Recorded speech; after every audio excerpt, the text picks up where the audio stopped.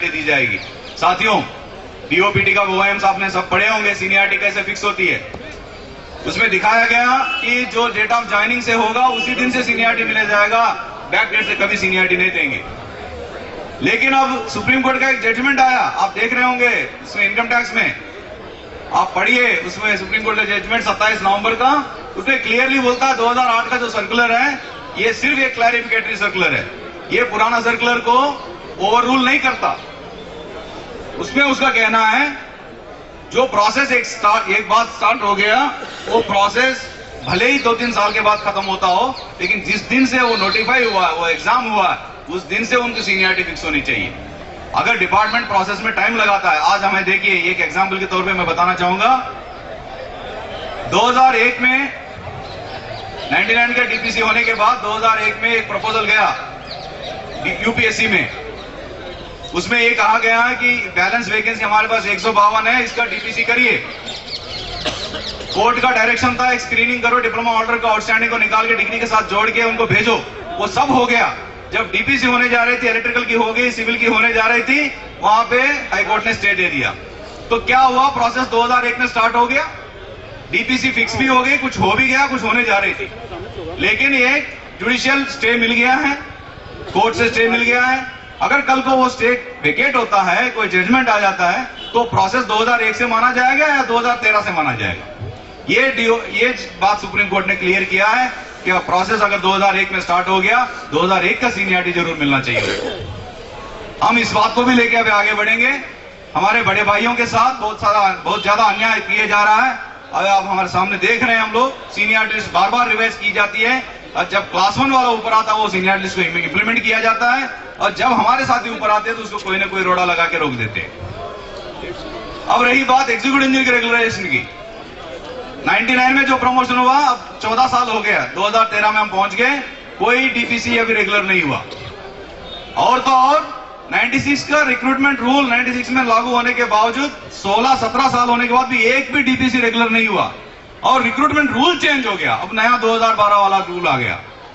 16 साल recruitment rule चलते हुए एक भी डीपीसी ना होना, और उसमें 1/3 पार्ट जो एडब्ल्यू का, क्योंकि वो डिपार्टमेंट के अंदर होता है, मिनिस्ट्री में होता है, यूपीएससी इन्वॉल्व नहीं होता, वो जब चाहे तब कर ले और उनको सीनियरिटी दे दे, उनको रेगुलर कर दे और उन्हीं को एससी बनाए। हमारे साथियों को सबको अपना कोटा रहते हुए भी एडहॉक रखें और उनको एडहॉक ही रिटायर किया जाए।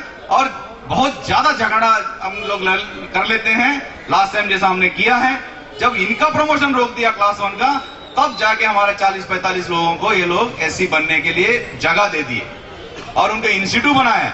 अब उनको बाद में एडहॉक किया, अब उनको रेगुलराइज करने की बारी आई, फिर सिर्फ क्लास 1 के लिए बना के भेज रहे हैं, ना कि 136 वैकेंसी है सिर्फ 36 के लिए भेज रहे हैं, 100 लोगों को छोड़ दिए, क्योंकि ये सब लोग रेगुलर ना हो जाए, इनको रेगुलर होने से इनको एनएफयू मिल जाए चीफ इंजीनियर का, उसके बाद चीफ इंजीनियर भी बन जाए गलती से। और उनमें उन साथियों को सबसे ज्यादा नुकसान है जो शेड्यूल कास्ट और शेड्यूल ट्राइब कम्युनिटीज हैं, जो रोस्टर के फायदे लेते हुए पहले प्रमोटर, खास करके एसटी कैंडिडेट्स को, उनको ये किसी भी हालत में रोकना चाहते हैं साथियों।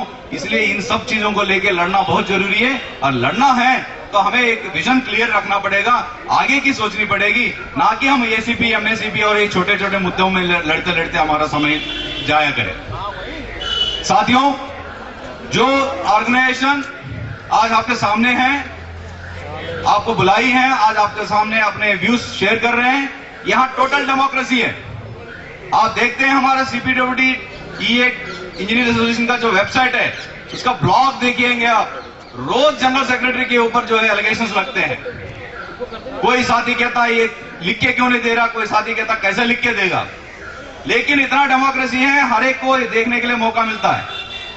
लेकिन दूसरा देखेंगे, दूसरे ऑर्गेनाइजेशन दूसरा पहलू देखिए इसका, ऐसा ऑर्गेनाइजेशन जिसको जनरल बॉडी होती है उसमें जनरल सेक्रेटरी नहीं बैठता, जनरल सेक्रेटरी एसोसिएशन के खिलाफ कोर्ट में चला जाता है कि ये जो इलेक्शन हो रहा है, इलेक्शन जो है नाजायज तरीके से हो रहा है, और कोर्ट में जाके फाइट करना पड़ता है। आज आप हालत देख रहे हैं कैसे इलेक्शन हो जाते हैं। आज हमारे इलेक्शन डिक्लेयर्ड है, फरवरी का किसी समय आपके सामने नोटिफिकेशन आ जाएगा, फरवरी में इलेक्शन होने जा रही है, और यहाँ पे टोटल डेमोक्रेसी का ट्रांसपेरेंसी है। हर एक मेंबर को एक मेंबर, चाहे वो हिंदुस्तान के सेंटर में हो, दिल्ली में हो, या वहां पे आइजॉल में या मणिपुर में बैठा हो, एक आदमी को एक वोट हमको जरूर मिलता है। हर एक आदमी उसमें इलेक्शन में पार्टिसिपेट करता है और अपने जो नुमाइंदे हैं, अपने रिप्रेजेंटेटिव को चुनने का पूरा अधिकार उसको दिया गया है। और तो और जनरल सेक्रेटरी बनने के लिए सारे हिंदुस्तान से कोई भी मेंबर कंटेस्ट कर सकता है, ना कि ऐसा नहीं है कि दिल्ली में एक जनरल बॉडी कर देंगे जिसका बैलास के हिसाब से कोरम है 50 लोग और आज यहाँ पे 600-700 लोग खड़े हैं और 50 लोगों का कोरम से एक क्लोज डोर मीटिंग करके उसमें से 15-16 मेंबर को हम अपने आप चुन लेंगे, रेजिंग ऑफ हैंड्स करके। जो हाथ कहां उठते हैं हमें पता है, आवाज ही नहीं उठते तो हाथ कहां से उठेगा। आज हम हर एक मेंबर को ये शक्ति दी है, हर एक मेंबर को ये क्रिटिसाइज करने की हमने जो है पावर दी है, हमारे चाहे वेबसाइट के थ्रू हो, चाहे लेटर्स के थ्रू हो, चाहे कोई और डेमोक्रेटिक तरीका हो, कि हम पूरे व्यूज सुनना चाहते हैं। कहीं कुछ प्रॉब्लम हो गई तो वहां उनको फेस करते जाके उनको समझा के आते हैं। भाई ये सिचुएशन है, आपने अपने सामने देखा 2006 में 2005-6 में इलेक्शन जब हुआ था, बहुत घमासान फाइट हुई हमारे एसोसिएशन में, बड़े बड़े नेता इलेक्शन लड़े। एक ही मुद्दा था, एडहॉक लेना है कि नहीं लेना है। उस समय लेने के बावजूद कुछ साथी लेके भी मेरे को क्रिटिसाइज किया कि यार एडहॉक लेके तुमने भट्ठा बैठा दिया, हम रेगुलर करते तो अब तक एससी बन गए होते। साथियों आज आप देख रहे हैं वही साथी लोग आते हैं कि भाई 2006 तक क्यों वेट किया, कि 2001 में ले लेना चाहिए था, क्योंकि अब डीओपीटी क्या ऑर्डर्स या सुप्रीम कोर्ट का जजमेंट्स ये कहते हैं आपका अपना वैकेंसी हो और किसी कारण आपको रेगुलर नहीं किया, एडहॉक में बैठा दिया गया, एट लेटर डेट आपको रेगुलराइज किया जाता है और आपको एडहॉक सर्विस को रेगुलर काउंट किया जाएगा। सीट को कब्जा करना बहुत जरूरत था, अब बैठे हैं, आपका कब्जा है तो आपका अपना है। तो ये चीज हमने अब प्रूव किया। अब हमारे सामने जो है सैकड़ों प्रमोशंस हुए 2006 के बाद, एक प्रवाह जैसा प्रमोशन होते गए और जितने जितने साथी कभी सोचे ही नहीं होंगे 2001 में जो यही बने हैं 2012 में एक्शन बन जाएंगे 10-11 साल में, क्योंकि 8 से 10 साल का सर्विस तो वैसे ही लगता है। आज हम देख रहे हैं अभी कुछ साथी शेड्यूल ट्राइब के प्रमोट हुए 2012 एंड में, सिर्फ 11 साल की नौकरी थी और 10 साल डिप्लोमा होल्डर के लिए एलिजिबल सर्विस था। ये सिचुएशन कभी किसी ने इमेजिन किया है? और हमें विश्वास है कि इनमें से कुछ साथी जरूर चीफ इंजीनियर बनेंगे, क्योंकि 99 एग्जाम से है। साथियों कहने के लिए बहुत सारे इश्यूज हैं, एक छोटा सा मुद्दा मैं कहना चाहूंगा। अकाउंट्स एग्जाम को लेके एक अफवाह फैलाई दी गई कि सबको हम ऑन टाइम रिलैक्सेशन दिला देंगे, कोई एग्जाम देने की जरूरत नहीं है। बहुत सारे साथी इसी भरोसे में रह गए, क्योंकि एक सर्कुलर डीजी ने निकाला था किस किस को लेना है एग्जाम्शन, वन टाइम रिलैक्सेशन हम दे देंगे, भेज दीजिए, और आज तक किसी को कोई एग्जाम्शन नहीं मिला। और उनमें से कुछ साथी ऐसे ही रिटायर हो गए जिनका इंक्रीमेंट भी नहीं लगा। एक एग्जाम्पल बताना चाहूंगा, हैदराबाद में एक श्रीनिवास राव करके एक साथी है, 55 या 57 साल के उम्र के बीच में वो वॉलंटरी रिटायरमेंट ले लिया, उसका इंक्रीमेंट लगता गया। 2005 में वो सर्कुलर आया था, 2 साल का और सबको मौका दिया, आप एग्जाम करने के लिए 2 साल और देते हैं। वो बेचारा नहीं किया और रिटायर हो गया, वॉलंटरी रिटायरमेंट ले लिया 2010 में। और जब अच्छा ये तो वहीं बैठे हैं ना, तो उसमें साथियों आप विडंबना देखिए, वो साथी बेचारा एग्जाम नहीं दिया, वॉलंटरी रिटायरमेंट ले लिया। जब पेंशन के लिए फैल गई है वहां बताया गया भाई आपने अकाउंट्स एग्जाम पास नहीं किया, आपका इंक्रीमेंट 7 इंक्रीमेंट कैसे लग गए? इसने कहा जी ऑफिस वाला लगाते रहे, मैं लगवाता रहा। आज जो है वो पेंशन वाला रोक दिया उस फाइल को और कहता तेरा 7 इंक्रीमेंट माइनस कर देंगे, तुम्हारा तनख्वाह वापस ले जाएंगे, तो सेकंड इंक्रीमेंट रोक के वहां से स्टार्ट कर देंगे। और वो बेचारा अपने बच्चे की शादी करने के लिए वॉलंटरी रिटायरमेंट लिया था, कुछ रिटायरमेंट बेनिफिट मिल जाएंगे, वो लड़की की शादी कर दूंगा, वो सारे तो उल्टे चले गए। 5.5 लाख रुपए रिकवरी होने जा रही है। आज वो एग्जाम्शन के लिए अप्लाई करता तो वो रिटायर हो गया 57 साल का पहले, और एग्जाम्शन भी अप्लाई नहीं कर सकता, रिटायर भी हो गया। उसकी विडंबना देखिए, वो बेचारा रो रहा है। मैंने उसको कहा भाई हमने पूरी कोशिश कर ली, अब नहीं हो सकता, ये रूल के हिसाब से किसी को परमिशन देने का पावर नहीं है 57 के पहले, आप इसको कोर्ट में जाइए, अगर मैंने एग्जाम नहीं क्लियर किया तो मेरे इंक्रीमेंट क्यों लगाते गए। और आज लास्ट में डेट में मेरे को रिटायरमेंट का लास्ट जो ड्राफ्ट पेंशन पे है उसके हिसाब से पेंशन होना चाहिए, मेरा कम कैसे किया जा रहा है? तो कोर्ट से ही एक राहत मिल सकती है, क्योंकि एक बार बेनिफिट दे दी गई है, किसी भी गलती से आपको वापस मिल जाए। साथियों वो सिचुएशन आज भी आपके सामने है। तो मैं कहने का तात्पर्य यह है कि हम सच्चाई आपके सामने अवगत कराते हैं, हम जिस पे बिलीव करते हैं, जिस चीज को हम विश्वास करते हैं वही आपको बताते हैं, और जो हम समझते हैं गेटेबल है, यही चीज ले सकते हैं, उसी को लेके हम आगे आपके सामने आते हैं, भाई ये हम चीज प्रयत्न करेंगे, ये लेकर आएंगे। जैसा अभी सारे वक्ताओं ने ये कहा, एसीपी रिस्टोर करवाएंगे, क्योंकि हमें लगता है कि एसीपी रिस्टोर हो सकता है। आज डीओपीटी झुक रही है। जो डीओपीटी कह रही थी पैरा 13 में कभी मेंशन नहीं था एसीपी स्कीम रखना चाहो तो रख लो, इस चीज के लिए सबसे पहले आवाज उठाने वाले हमारे ऑर्गेनाइजेशन थी 2008 में कि हमें एक चॉइस मिल जाना चाहिए, एटलीस्ट ये तो रहना चाहिए कि हमें दोनों में एक रखने का वो मिल जाए। आज हम देख रहे हैं ये डीओपीटी अपने स्टैंड रोज रोज बदल रही है। पिछले 3 साल में कम से कम 10 एक स्टैंड तो बदल दिए इसने। कभी तो कहते हैं नहीं दोनों में एक ही रख सकते हैं, कभी तो कहते हैं नहीं एक स्पेशल स्कीम भेजिए स्पेसिफिक टू सीपीडब्ल्यूडी, कभी कहते हैं कि इंडिविजुअल ऑप्शन हम कंसिडर कर देंगे। लेकिन अभी लास्ट जेसीएम मीटिंग में पता चला कि इंडिविजुअल ऑप्शन को भी ठुकरा दी गई है, क्योंकि वो कहते हैं कि दोनों स्कीम एक साथ नहीं चल सकते। मैं तो कहता हूं साथियों, अभी भी हमारा प्रयत्न जारी रहेगा इस बात को लेकर पॉलिटिकली। कोई स्कीम इतना अच्छा था तो उसको आपने बिगाड़ा ही क्यों था? 2 अपग्रेडेशन, फाइनेंशियल अपग्रेडेशन मिल रहे थे प्रमोशनल हायरार्की में, किसने तेरे को कहा इसको ग्रेड पे से का जोड़ देने के लिए?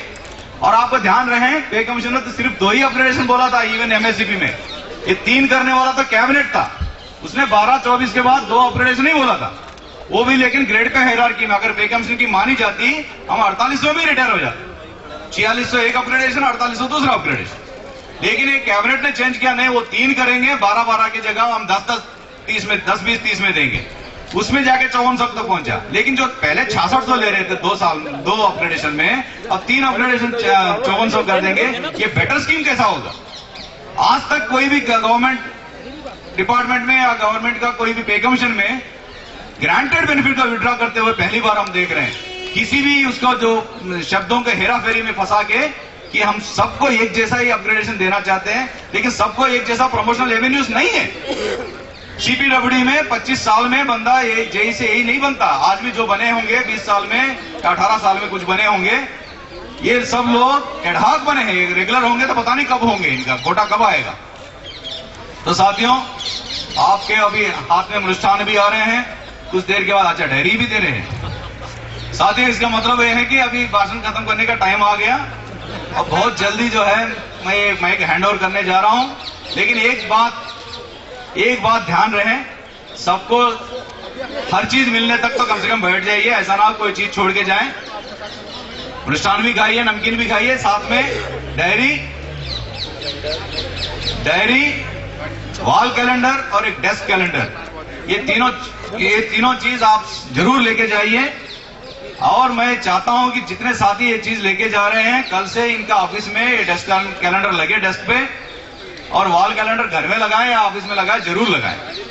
साथियों, एक मेरी विनती है आप सबसे, इतने जब हम लड़ रहे हैं, इतने जब हम प्रयत्न कर रहे हैं, आपका सपोर्ट अगर नहीं मिलता, आपके जो तन मन धन से आपका जो मोरल सपोर्ट भी अगर हमें नहीं मिलता, हम आगे नहीं बढ़ सकते। हमारा स्ट्रेंथ ही आप लोग हैं। तो इसका एक परिचय आप दें। जो मेंबरशिप फॉर्म लेके हमारे साथी आपके बीच में घूम रहे हैं, उन सबको आप तुरंत मेंबरशिप फॉर्म भर के दीजिए। जिसने अगर भर के रख लिया हो तो हमें वापस कीजिए। ये नहीं है कि हम यहीं पे कलेक्ट करेंगे, आपके दफ्तरों में भी आएंगे, दोबारा आपके साथ सामने आएंगे, लेकिन रजिस्टर में साइन करें, मेंबरशिप फॉर्म से जरूर साइन करके दें। ये दोनों से ही हमारे एसोसिएशन का अस्तित्व, एसोसिएशन का स्ट्रेंथ डिपार्टमेंट के सामने पेश होती है। ये कहते हुए प्रेसिडेंट साहब तो कह रहे हैं कि भाई थोड़ा और बताओ, मेरे लिए मसाला कम है, लेकिन मैं जरूर चाहूंगा कि प्रेसिडेंट साहब इस बार मसालेदार वाली बात करें। ये सिर्फ हर बार ये कहते हैं, एक वोट ऑफ थैंक्स जैसा बेचारा देते हैं लास्ट में, जब तक इनकी बारी आती है सब खा पी के चलना शुरू करते हैं। मैं आज का दिन कम से कम ये चाहूंगा, प्रेसिडेंट साहब की बात आप जरा ध्यान से सुने, क्योंकि एक बात उठी थी कि भाई आप पिछले 9 साल से तो मुझे देख रहे हैं, मैं आपको देख रहा हूं, मुझे भी बोर होने लग गया भाई जनरल सेक्रेटरी कितने दिन रहूंगा। लेकिन ये साथी हैं, ये हमसे जूनियर है, लेकिन ये प्रेसिडेंट पिछले 9 साल से चल रहे हैं। पिछले 9 साल से बेचारे वोट ऑफ थैंक्स ही देते जा रहे हैं। ये चाहे यहां हो, चाहे एपेक्स में हो, चाहे जनरल बॉडी मीटिंग में हो, कहीं भी बाहर जाके हम जनरल बॉडी करते हो। आज मैं चाहूंगा साथियों, धैर्य के साथ थोड़ा सा 5-10 मिनट और लगाएं, इसका मिष्ठान का सेवन कीजिए और इनकी बातें सुनिए। आप सबको एक बार पुनः 2013 के नव वर्ष की शुभकामनाएं। इंकलाब जिंदाबाद,